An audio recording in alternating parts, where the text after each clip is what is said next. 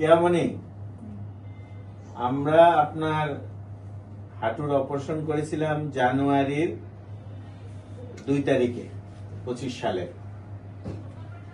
আচ্ছা, কেন আপনার জোড়াটা বারবার ছুটে যেত বাইরের দিকে?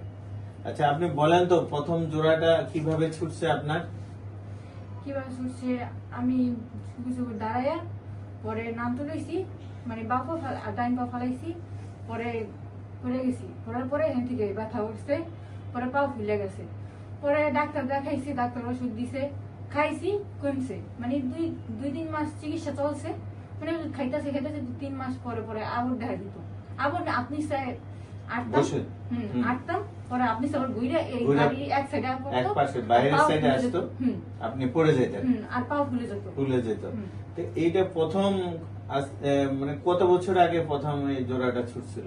শুরু হচ্ছে কতদিন আগে? এই 5 বছর। 5 বছর ধরে।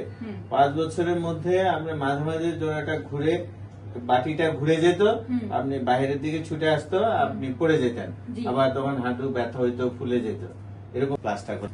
কিন্তু এখন যে আমরা আপনার জানুয়ারি মাসের 25 সালে জানুয়ারি মাসের 2 তারিখে অপারেশন করছি, সেখানে কি করছি আমরা, আর্থ্রোস্কোপিক্যালি আপনার জোড়ার ভিতরে দেখছি অন্যান্য কোনো অসুবিধা আছে কিনা।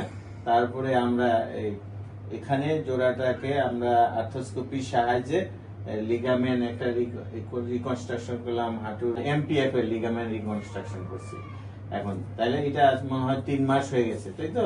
আচ্ছা, আপনি আপনার হাঁটুটা দেখি কিরকম, একটু সোজা করে ভাঁজ করেন, সোজা করেন, ভাঁজ করেন, সোজা করেন, আর একটু বাটিটা ছুটে যায় কিনা, সোজা করেন, হ্যাঁ নেন, ভাঁজ করেন, আবার ভাঁজ করেন, সোজা করেন, হ্যাঁ।